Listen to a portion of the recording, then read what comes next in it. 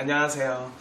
오늘은 자료 수집 방법 파트를 소개해 드릴 겁니다. 지금 옆에서 뭔가 조금 공사를 하고 있어서 쓸데없는 소리가 들어갈 수도 있어요. 근데 그거는 좀 양해를 부탁드리고요. 일단 수업 들어가 보겠습니다. 제가 그거 빼버렸는데 그거 함부로 악용하면 안 되는 거 아시죠? 네, 주의해 주시고 일단 지난 시간에 배운 내용 한번 복습해 보도록 하겠습니다. 우리가 지난 시간에 뭘 배웠죠? 맞아요. 연구 방법에 대해서 배웠습니다. 연구 방법은 두 종류가 있었는데 무슨 연구 방법? 양적 연구 방법이랑 질적 연구 방법이 있었죠. 한번 복습을 해볼게요. 자, 양적 연구 방법은 무엇에 입각해서 뭐에 입각한다고 했더라? 자, 이걸 전제하면서 연구를 진행한대요. 7글자였네요. 자, 뭐였더라? 맞습니다. 방법론적 이론론에 입각해서 관찰 가능한 경험적 자료를 수집한답니다. 자, 방법론적 이론론이 뭐였습니까? 우리가 첫 시간에 배웠던 자연현상과 사회문화현상의 특징이 어때요? 서로 유사하다, 같다고 본다고 했어요. 그러니까 자연현상을 연구하는 방법으로 사회문화현상을 어떻게 할 수 있어요? 그대로 연구를 할 수 있습니다.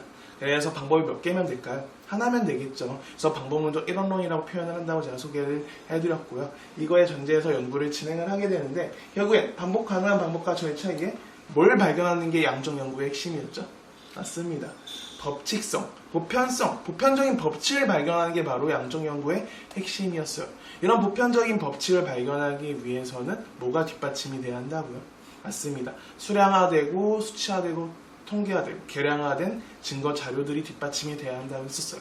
이런 단어들도 양적 연구의 키워드였고요. 그 다음에 양적 연구를 진행하기 위해서는 연구자가 자신의 잠정적 결론에 해당하는 이것을 세워야 한다고 했는데 뭘 세운다고 했죠? 맞습니다. 가설을 세운다고 했고요. 이 가설에는 영향을 주는 변수인 독립변수와 영향을 받는 변수인 종속변수가 있다고 제가 말씀을 드렸었습니다. 기억나시죠? 그리고 이 독립변수와 종속변수가 추상적인 개념일 때 측정 가능한 개념으로 구체적으로 이렇게 바꿔주는 과정이 필요하다고 했었죠. 그걸 무슨 과정이라 한다고요? 그거를 개념의 조작적 정의 과정이라고 제가 말씀을 드렸네요. 그래서 이런 표현들이 나오면 다 양적 연구의 키워드니까 기억을 해두시면 될 것 같고요. 그 다음에 이 양적 연구와 질적 연구를 구분하는 구분 기준이 가설 설정의 유무라는 것도 기억을 해두시면 될 것 같습니다. 자, 그 다음에 우리 질적 연구도 한번 복습을 해볼게요.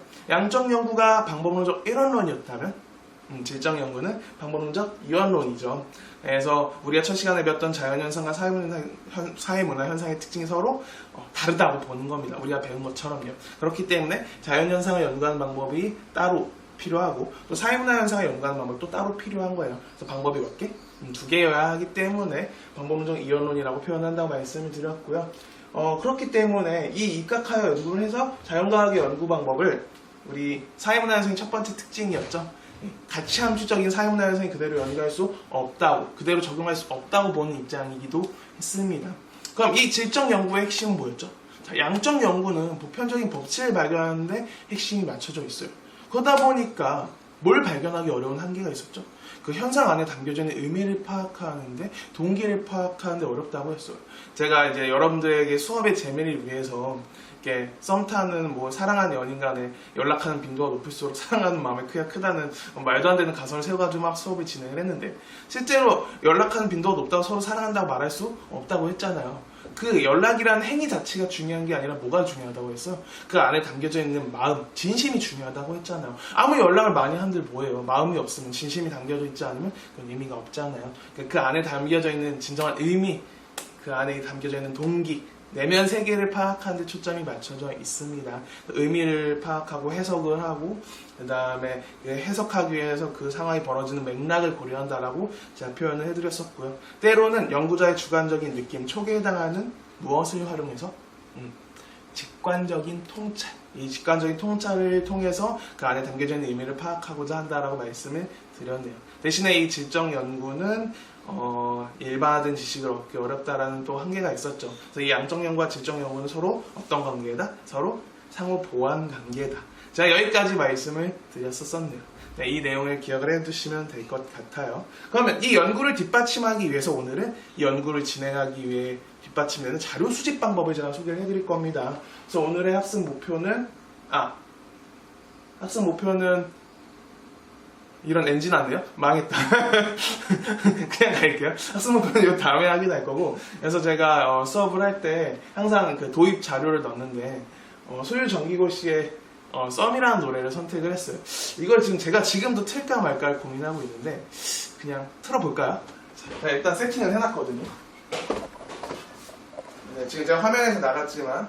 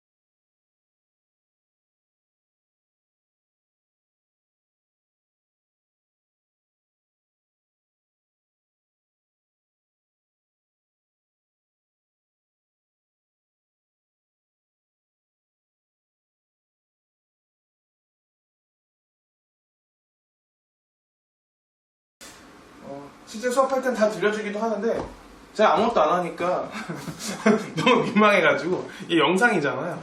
그래서 참 계속 못 듣겠어요. 이거 편집하고 다시 찍고 싶은 마음이 막 굴뚝같이 생기네요. 네, 어쨌든간 제가 하고 싶은 질문은 이겁니다.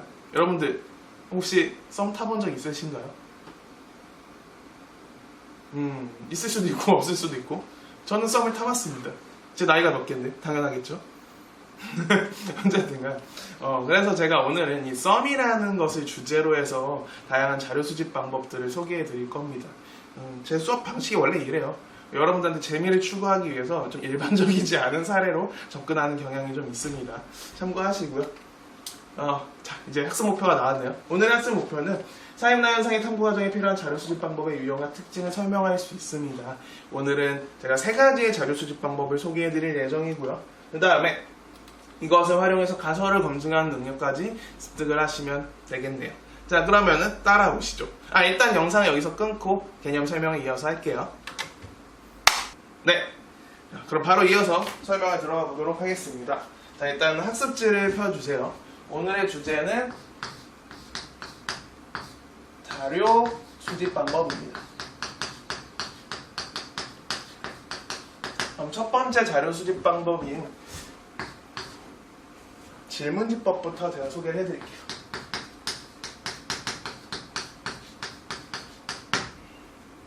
자, 일단 1번의 문장에다 밑줄을 한번 쳐볼게요. 동글뱅이 1번. 질문지는 응답자가 쉽게 이해할 수 있도록 간결하고 쉬운 용어로 작성. 밑줄을 쳐주세요. 그리고 특정한 대답을 유도하는 방식으로 작성되어서도 안 된다. 자, 유도하는 방식으로 작성되어서는 안 된다. 여기도 밑줄을 쳐주세요. 질문지 작성을 할 때 유의사항인데요. 자, 이따 교과서 28페이지로 좀 더 자세하게 정리를 해드릴 예정입니다. 일단 여기 밑줄을 쳐 놓으시고요. 그 다음에 2번. 연구자는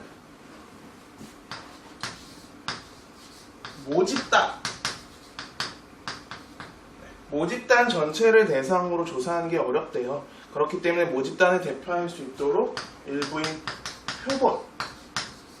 표본 집단을 추출해야 하고요. 이렇게 이 표본 집단이 모집단을 잘 대표했을 때 우리는 대표성의 원리가 충족되었다라는 표현을 쓰게 됩니다. 기억을 해두시고요. 그리고 이 표본 추출 방식에는 가장 대표적인 방식이 무작위 추출 방식이 있어요. 무작위 추출 방식, 영어로 랜덤 샘플링이라고 하는데 발음이 참 정직하죠. 이 무작위 추출 방식이 가장 표준적인 방식입니다. 그래서 이 표준 추출이 제대로 수행되어야만 표본에 대한 분석 결과를 모집단 전체에 일반화할 수 있다고 표현을 합니다. 어때요? 일단 그럼 제가 설명을 한번 해볼게요. 이 설문조사, 이 질문지법은 되게 간단해요. 우리한테 굉장히 익숙한 겁니다. 여러분들이 길거리 지나다니면서 혹시 설문조사 해보신 경험 있으신가요? 길거리에서. 그게 이 질문지법을 활용한 거기도 하고요. 우리 학교에서도 종종 쓰는데 뭐 학교폭력 실태 조사해가지고 여러분들한테 종이 나눠주고 이렇게 작성하게 하잖아요. 그런 게 이제 질문지법이에요. 이 질문지법의 특징들, 우리 수능에서 나올 수 있는 표현들을 제가 좀 더 이제 자세하게 소개를 해드릴 건데, 제가 질문지법을 이제 썸과 관련된 질문지를 몇 개 항목을 만들어 봤습니다. 자, 첫 번째, 여러분들 썸을 타본 적이 있으신가요? 뭐 있으면 있다, 없으면 없다라고 대답을 해야겠죠. 없으면은 괜찮아요. 아직 괜찮습니다. 여러분 아직 어리니까 대학교 가면은 다 썸 탈 수 없습니다. 네, 꿈 깨세요. 갑자기 냉정해졌죠. 네, 대학 간다고 다 타는 건 아니더라고요. 근데 뭐 탈 수도 있습니다. 가능성을 열어두자고요. 아무튼간 두 번째, 자, 질문이에요. 썸을 타는 데 있어서 적정한 기간은 얼마 동안이라고 생각을 하십니까? 자, 이 질문을 여러 번 해봤는데, 자, 일주일 미만, 일주일에서 2주일 미만, 2주에서 한 달 미만, 한 달에서 3달 미만, 기타를 제가 넣어놨습니다. 여러분들은 뭐라고 대답을 하고 싶으신가요? 제가 보니까 제일 많이 대답하는 그 항목, 그 번호가 3번이더라고요. 2주에서 한 달 정도 썸 타면은 적당한 것 같아요 라고 많이들 얘기를 했어요. 한 달 넘어가면 그건 썸이 아닌 것 같다라고, 그냥 어장인 것 같다고 팔딱팔딱 그렇게 얘기하는 경우도 있었는데, 뭐 성격이 조금 급한 친구들은 뭐 일주일도 너무 길다고 얘기하고 하루면 되지 않나요? 뭐 이렇게 딱 이렇게 얘기하는 친구들도 있었고, 뭐 사람마다 다르겠죠. 저는 개인적으로 썸도 한 달 이상은 타야 된다고 생각을 하는데, 그거는 이제 이 사람이 좋아하는 감정이 이게 순간의 감정인지 아니면 진짜 좋아하는 감정인지 판단할 시간이 저는 필요하다고 생각을 하거든요. 쓸데없이 신중한 거죠. 어쨌든 뭐 이런 식으로 이제 사람마다 다 의견이 다를 텐데, 생각이 다를 텐데, 그거 이제 자유롭게 묻는 거고요. 여기서 이제 중요한 항목이 5번 항목입니다. 여기에 나머지 기간이 다 이 질문지 항목에 포함될 수가 없잖아요. 기간이 얼마나 긴데. 그러니까 이렇게 여러분들이 자유롭게 주관식으로 쓸 수 있는 문항을 만들어 놓죠. 이게 응답 항목에 포괄성이라는 표현을 합니다. 이 응답 항목에는요, 사람들이 답을 할 수 있는 모든 항목이 포함이 돼야 돼요. 근데 아무래도 이걸 포함시킬 수 없으니까 항상 기타 항목을 넣고 주관식으로 사람들이 자유롭게 답변을 할 수 있도록 가능성을 열어두는 항목이 존재한 겁니다. 그래서 기타 항목이 들어가게 되면 일반적으로 응답 항목 간의 포괄성이 충족되었다라고 얘기를 해요. 그래서 이것도 기억을 해두시고요. 그다음에 세 번째, 썸에서 연인으로의 발전 가능성은 얼마라고 생각을 하시나요? 뭐 사람마다 다르겠죠. 0%라고 말할 수도 있겠고요. 갑자기 눈물이 나네요. 보통 일반적으로 애들이 대답을 했을 때 50%라고 얘기하는 경우가 대부분이었어요. 대부분 한 절반 정도라고 얘기를 하더라고요. 근데 되게 자신감 차있게 100% 아닌가요? 그러니까 썸 타면 그냥 무조건 사귄대요.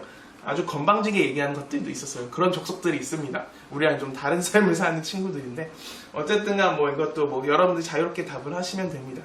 이게 실제 수업 때 막 질문하면 여러분들 막 재밌게 답하는데 혼자 하니까 조금 쓸쓸하네요. 계약이 이제 정해졌는데 빨리 여러분들 뵙고 이렇게 만나서 이렇게 대화하면서 수업을 하고 싶습니다. 자, 어쨌든 이런 식으로 제가 간단하게 이제 설문지를 만들어 봤어요. 질문지를 만들어 봤는데, 이런 것들이 이제 이 질문지법의 특징이 되고요. 특징이 아니라 사례가 되는 거고요. 그럼 이 질문지법에서 나오는 표현들을 제가 소개를 해드려 볼게요. 자, 여기에 모집단이라는 표현이 나왔습니다. 모집단은 무슨 표현이냐면요, 연구 대상 전체를 가리키는 거예요. 그럼 이 연구에서 그 모집단이 되는 거는 썸을 타고 있는 모든 사람들을 지칭하는 겁니다. 근데 썸을 타고 있는 모든 사람들을 대상으로 자료를 수집하는 게 현실적으로 가능할까요? 불가능할까요? 아무래도 좀 불가능하겠죠. 그래서 이 모집단 중에서 일부를 뽑아가지고 그들 대상으로 연구를 진행하게 되는데, 그 일부가 바로 표본 집단이 되는 거예요. 그래서 근데 이 표본이 모집단을 잘 대표하면 좋은데 대표하기가 어렵잖아요. 그럼 이 표본을 추출했을 때 이 모집단을 잘 대표할 수 있는 표본을 추출하는 방식이 무엇인고 하면, 그게 바로 무작위 추출 방식이라고 합니다. 이 무작위 추출 방식은 제가 그냥 감각적으로 설명해 드린다면은, 제가 그림을 굉장히 잘 그려요. 자, 보세요. 이거 어디죠? 맞습니다. 우리나라요. 한반도예요, 한반도. 딱 보면 알잖아요, 그죠? 굉장히 그림을 감각적으로 잘 그려요. 자, 여기에는 이거 뭐예요? 울릉도. 이거 독도. 여기는 그렇죠. 우리의 제주도도 있고 여기 우도도 있고 여기 가파도도 있고 마라도도 있고 뭐 엄청 많네요, 그죠? 자, 우리나라를 제가 대략적으로 한번 그려봤어요. 서해섬 안 그리니까 조금 아쉽나? 여기 한 100년도 정도 하나 그려보죠. 자, 아무튼간 자, 이런 식으로 우리나라를 그렸는데, 자, 우리나라에 썸 타는 사람들의 대상으로 연구를 진행한다 한번 가정을 해봅시다. 근데 우리나라에서 썸 타는 사람들을 연구 대상으로 정했는데, 자, 다 전체를 대상으로 연구를 진행하기 어려우니까 표본을 뽑는단 말이에요. 근데 그 표본을 우리가 살고 있는 이 제주도에서만 뽑는다고 해봐요. 그럼 이 사람들의 대상으로 연구를 진행하면 이건 우리나라 사람들이 다 잘 대표한다고 말할 수 있을까요? 그게 어렵겠죠. 그러니까 표본을 뽑을 때 어디서 뽑냐면요. 서울에서도 뽑고, 경기도에서도 뽑고, 강원도에서도 뽑고, 경상도에서도 뽑고, 충청도에서도 뽑고, 그 다음에 전라도에서도 뽑고, 제주도에서도 뽑고, 독도에서도 뽑고, 그냥 전 지역에서 다 무작위로 뽑는 거예요. 나이나 지역이나 성별에 상관없이 무작위로 이렇게 표본을 뽑으면은 이 대상들은 어때요? 아무래도 우리나라에서 썸을 타는 사람들이 좀 더 잘 대표한다라고 표현을 할 수 있게 되겠죠. 그래서 이 무작위 추출 방식이 일반적인 표본 추출 방식이면서 동시에 이 대표성의 원리를 충족시키는 표본 추출 방식이라고 표현을 하게 됩니다. 그래서 동일한 학력으로 무작위에서 모든 지역에서 나이, 지역, 성별에 상관없이 표본을 추출하는 방식을 말합니다. 이렇게 이 무작위 추출 방식을 통해서 표본을 추출하고요. 이 표본을 대상으로 연구를 진행하면 이 연구 결과를 모집단에 대해서 일반화할 수 있다라는 표현을 쓰게 되는 거예요. 그래서 무작위 추출 방식을 쓰지 않으면 일반화가 어렵다라고 표현을 하게 됩니다. 그래서 이 내용들을, 이 상관관계를 여러분들이 잘 기억해 두시는 게 의미가 있을 것 같고요. 자, 그 다음에 장점과 단점을 한번 볼게요. 장점을 보시면 이 질문이법은 짧은 시간에 적은 비용으로 많은 자료를 수집할 수 있대요. 그쵸? 아무리 연구 대상이 많다 하더라도 그냥 질문지만 이렇게 돌렸다가 그거 회수하면 되잖아요. 그리고 통계 프로그램으로 통계만 내면 어때요? 원하는 자료를, 굉장히 많은 자료를 빠른 시간 안에 수집을 할 수 있겠죠. 그래서 이 질문지법의 가장 대표적인 특징이 시간과 비용이 적게 든다는 특징입니다. 기억을 해두시고요. 단점은 질문지 회수가 어렵고 성의 없는 응답의 가능성도 큰 편이래요. 자, 여러분들 질문지를 받았어요. 근데 그 질문지를 다시 편지를 통해서, 우편을 통해서 다시 연구자한테 보내는 그런 번거로움을 감수할 친구가, 그런 착한 친구가 몇 명이나 있을까요? 별로 없겠죠. 그래서 무작위 이렇게 질문지를 보냈다 하더라도 피의 조사자가 굳이 그거를 다시 보낼 그런 불편함을, 그런 귀찮음을 감수하지 않기 때문에 이렇게 아무래도 회수율이 좀 떨어진다는 문제가 발생을 하게 되고요. 여러분은 이제 길거리나 학교에서도 설문조사 해봤으면 아시겠지만 성의있게 응답하나요? 응답 한번 하나하나 다 꼼꼼히 읽어가면서 이렇게 안 하잖아요. 여러분 다 그냥 한 줄 세우잖아요. 보통이다. 이런 식으로 좀 성의 없는 응답의 가능성도 크다는 문제가 있게 되네요. 그래서 이런 대표적인 특징들을 기억을 해두시는 게 필요하겠고요. 그 다음에 이제 교과서 28페이지를 보세요. 28페이지를 보면은 질문지 작성 시 유의사항에 대해서 나와 있습니다. 제가 설명드리기 전에 여러분은 여기서 잠시 영상을 스톱해 놓고 이 질문지 자료 1이 있잖아요. 이 질문지랑 그다음에 그 교과서에 나와 있는 질문지 예시랑 그다음에 질문지 작성 시 유의사항이라고 나와 있는 자료 2, 이 자료 1, 2를 여러분들이 보고서 한번 줄로 한번 그어보세요. 어디에 해당하는지. 그걸 보고서 그 다음에 여러분 직접 해보시고 제 설명을 듣는 게 좀 더 도움이 될 것 같아요. 잠깐 끊어 놓으시고. 자, 끊어 놓으셨나요? 네, 그럼 여러분들이 이걸 체크했다고 제가 가정하고서 수업을 진행해 볼게요. 자, 봅시다. 1번. 귀하의 나이를 물었습니다. 1번 20세 미만, 2번 20세에서 29세, 3번 30세에서 39세, 4번 40세에서 49세라고 나와 있네요. 자, 이 질문지는 어떤 유의사항을 위배한 걸까요? 몇 번? 맞습니다. 5번입니다. 5번. 자, 응답 항목은 포괄성을 갖춰야 돼요. 이 포괄성에다 동그라미를 쳐주세요. 밑줄을 쳐주세요. 이걸 아까도 제가 말씀을 드렸죠. 응답 항목 간에 포괄성이 충족이 돼야 한다고. 이 응답 항목은 사람들의 모든 답변을 다 담을 수 있어야 하는데, 그래서 일반적으로 이 포괄성을 충족시키기 위해서 기타라는 보기가 들어간다고 했죠. 근데 여기는 지금 몇 세 이상이 빠져 있나요? 50세 이상이 빠져 있잖아요. 그래서 응답 항목의 포괄성을 충족시키지 못하는 거예요. 그래서 5번에 50세 이상을 추가해줘야지만 이 1번 보기는 5번인 포괄성을 갖췄다라고 표현을 할 수 있게 됩니다. 어때요? 이해되시나요? 그 다음에 두 번째, 기와의 인터넷 게임 이용 시간을 물었네요. 1번 1시간 이하, 2번 1시간 이상, 3시간 미만, 3번 3시간 이상, 5시간 미만, 4번 5시간 이상이라고 달았습니다. 자, 이 2번 질문지는 어떤 유의사항을 위배했을까요? 정답은 아마 여러분들이 4번에 찾으셨을 거예요. 응답 항목이 상호 배타적이어야 한다. 배타적이다 밑줄을 쳐주세요. 이걸 이제 응답 항목 간의 배타성이 충족되어야 한다라는 표현을 쓰게 되는데요. 이 응답 항목 간의 배타성이라는 것은 보기가 서로 어떠면 안 된다는 거예요? 서로 겹치면 안 된다는 거예요. 중복되는 항목이 있으면 안 된다는 건데요. 자, 어디가 중복이 되나요? 보니까 1번 항목이 1시간 이하인데 2번이 1시간 이상이네요. 그럼 1시간 사용하는 사람은 1번을 고를 수도 있고 2번을 고를 수도 있으니까 이게 겹쳐서 안 되겠죠. 그래서 이 2번 항목을 1시간 미만으로 바꿔주거나 아니면은 1번을 1시간 미만으로 바꿔주면은 맞는 항목이 될 거예요. 그래서 이런 식으로 응답 항목 간의 배타성도 충족돼야 한다는 거 기억을 꼭 해두시고요. 근데 이 2번 보기는 지금 유의사항이 5가지잖아요. 근데 질문지가 4개죠. 하나 더 해당되는 게 있어요. 뭘까요? 이건 좀 잘 못 찾으시더라고요. 바로 1번입니다. 질문은 명료해서 조사 대상자들이 똑같은 의미로 해석할 수 있어야 한대요. 자, 보세요. 다시 2번 질문을 보죠. 기와의 인터넷 게임 이용 시간을 물었거든요. 자, 이게 도대체 어느 시간에 인터넷 이용 시간을 묻는 걸까요? 얼마 기간 동안에? 뭐 하루인 거예요? 아니면 한 달인 거예요? 아니면 일주일인 거예요? 아니면 1시간인 거예요? 도대체 이게 얼마만큼의 어느 기간 동안의 인터넷 게임 이용 시간인지를 우린 정확하게 알 수가 없겠죠. 그래서 이 질문이 1번 유의사항을 충족시키기 위해서는 예를 들면 기아의 하루 인터넷 게임 이용 시간은 라고 이렇게 적정한 기간이 이렇게 정해져 있어야겠네요. 이렇게 되어 있지 않기 때문에 1번 항목도 위배되었다라고 표현할 수 있겠고요. 자, 그 다음에 3번 질문지를 볼게요. 최근 청소년의 게임 중독이 심각한 사회 문제가 되고 있답니다. 청소년은 게임 접속 제한 시간을 더 늘리는 것에 대한 기아의 의견을 물었습니다. 자, 이거는 뭘 위배한 것 같아요? 맞습니다. 2번이에요. 2번. 주관적인 가치나 이해관계가 개입되어서는 안 돼요. 이게 바꿔 말하면 아까 우리 학습지 1번에 있던 유도 질문을 하면 안 된다는 겁니다. 보세요. 3번. 최근 청소년의 게임 중독이 심각한 사회 문제가 되고 있답니다. 그러니까 이거 어떻게 하자는 거예요? 이걸 어떻게든 막자는 거죠. 게임 그 접속 시간을 줄이자는 거죠. 더 늘리면 안 된다. 접속 제한 시간은 늘려야 되는 거고 사용 시간을 줄이자라고 얘기를 하고 있는 거예요. 이게 심각한 사회 문제가 되고 있다고 얘기를 하니까. 그래서 이 응답의 특정 방향을 유도하고 있기 때문에 이건 그 조사자의 주관적인 가치가 개입된 항목이라고 볼 수 있겠죠. 그래서 2번이 위배되었다라고 표현을 할 수 있고요. 마지막 4번. 기와의 인터넷 게임과 검색의 이용 빈도가 가장 높은 장소를 물었습니다. 이건 당연히 몇 번이겠어요?